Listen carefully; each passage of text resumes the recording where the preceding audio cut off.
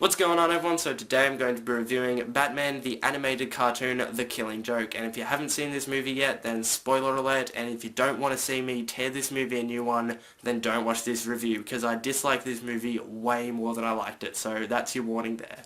So before I rip this movie to shreds, I'm just going to start off with positive and say the things that I enjoyed with this movie. Mark Hamill and Kevin Conroy voice acting the Joker and Batman.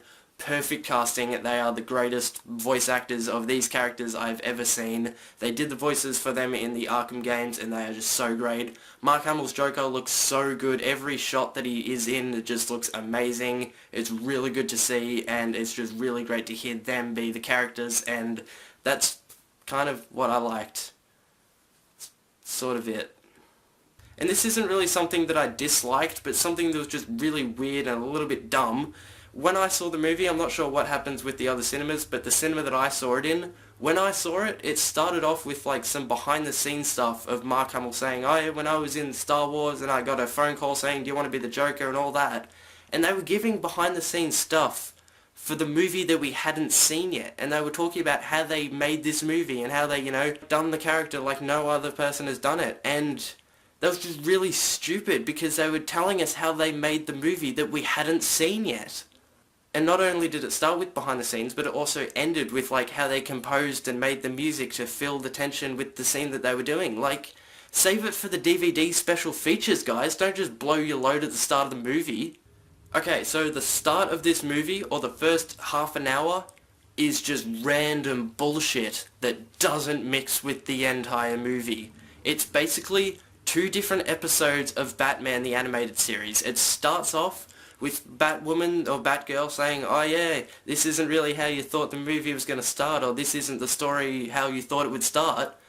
No, it's not. It's not how we wanted the movie to start, so why are you doing this to us? Like, I haven't read the comic, and I know that this isn't part of it, so why are you just doing all this random stuff? There's this weird Batman-Batgirl love scene that just doesn't mix with the movie. It is just two separate stories that don't go together, and that sucks. Also, the swearing in this movie was just really weird. It's like they could only swear once.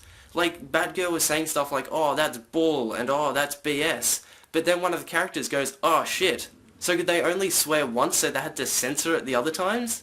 And it's like, at the start, a character goes, oh, son of a, and then he gets cut off by someone talking over him. So it's like, oh, he can't say that. And then another character just goes, oh, bitch. Like, they can't say it, and then they all of a sudden decide to go, oh yeah, hang on, we can swear, and then just start swearing. Like, they don't say the F word. And this movie is apparently rated R. I don't know what it's rated in Australia, but this movie's rated R, and it doesn't look like it is. Like, when I saw it, and then someone was like, oh, you're rated R, it's not. It's just a cartoon that has a bit of blood, a bit of swearing, but it doesn't have their PG-13 F word, and it doesn't sort of have enough violence for it to be rated R. So why is it rated R? I have no idea. Just to sort of go, oh, Batman's rated R, isn't that cool? No, it's not.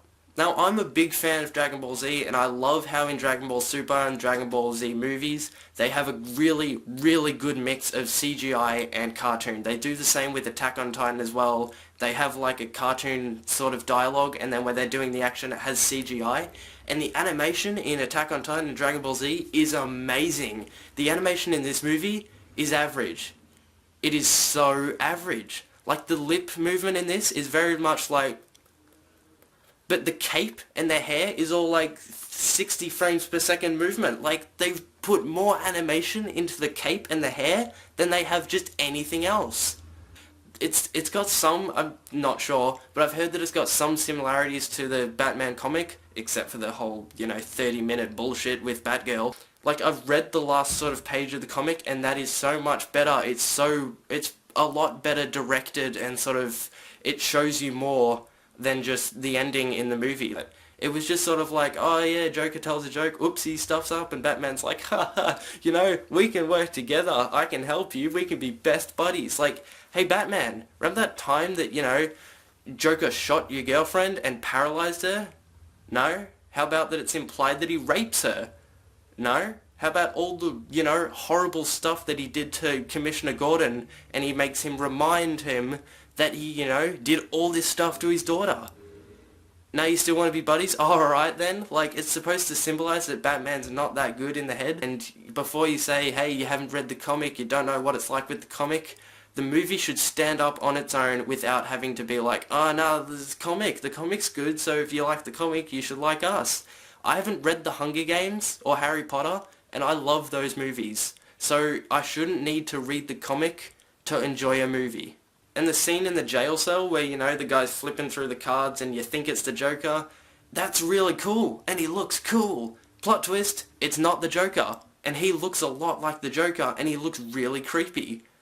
If some random guy can look like the Joker and be really good at it, then what makes the Joker so special? So just something really quick to add, the dialogue in this movie is mediocre. A lot of the responses in this movie is just Batman saying, no. What? Like, there's so much things that they say, and their response just of any character is no. N-O. No, not like, no, I don't want to do this, or no, you're not going to make me do that. It's just, no. And that's really shit and boring. Some random dude who I thought was Paris, France, and they actually make a reference. They're like, oh, we've been under more attacks than Paris, France. His character name is Paris, France, I'm pretty sure. I actually thought they said Paris, France. And if they were talking about the Paris attacks, that is so insensitive. And I don't think they were, like they wouldn't be that harsh. But that's sort of something that just struck me all of a sudden. Like the fact that I wasn't enjoying the movie a lot at the start, and then all of a sudden I think that they make a, you know, reference to the Paris attacks, that just pissed me off so badly. I don't think that they did that. I think the character is called Paris France. If he's not, that is just so insensitive and so disrespectful, but I really, really hope it's a character name and not just a reference to the terrorist attacks that's been going on. And like, Batman and Batgirl have sex on a rooftop. It's weird. Like, I didn't care at all for that story. So I wasn't really impacted and shocked and like, oh, they had sex? What? Like, I was like, this movie's average. And something just average happened. Jesus. Can this get better? And it does! Little bit better.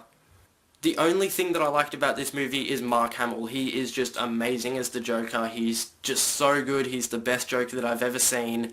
He's just so great. He's got the laugh, he's got the voice, he's got the sort of creepy tone in his voice, he's got everything.